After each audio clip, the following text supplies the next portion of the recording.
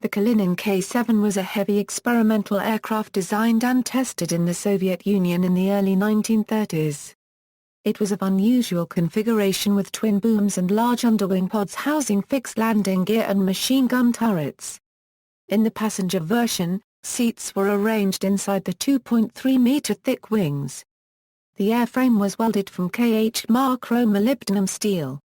The original design called for 6 engines in the wing leading edge, but when the projected loaded weight was exceeded, 2 more engines were added to the trailing edges of each wing, one right and one left of the central passenger pod.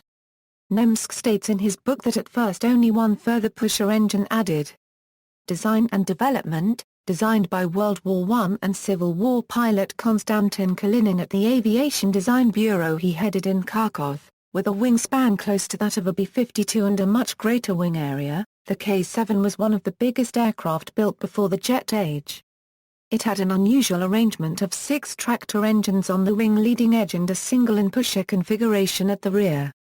In civil transport configuration, it would have had a capacity for 120 passengers and 7,000 kg of mail. As a troop transport it would have had capacity for 112 fully equipped paratroopers. In bomber configuration it would have been armed with 8 x 20mm autocannons, 8 x 7.62mm machine guns and up to 9,600 kg of bombs. The K-7 was built in 2 years at Kharkiv starting in 1931. The K-7 first flew on August 11, 1933. The very brief first flight showed instability and serious vibration caused by the airframe resonating with the engine frequency. The solution to this was thought to be to shorten and strengthen the tail booms, little being known then about the natural frequencies of structures and their response to vibration.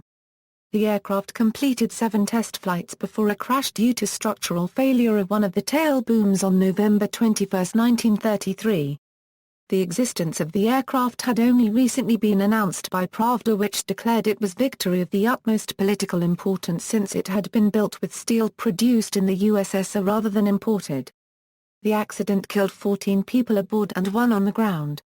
Flight speculated that sabotage was suspected as the investigating committee had representation by the State Security Organization, the Joint State Political Directorate.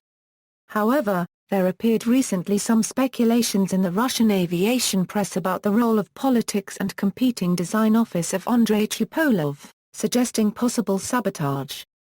Although 2 more prototypes were ordered in 1933, the project was cancelled in 1935 before they could be completed. Specifications.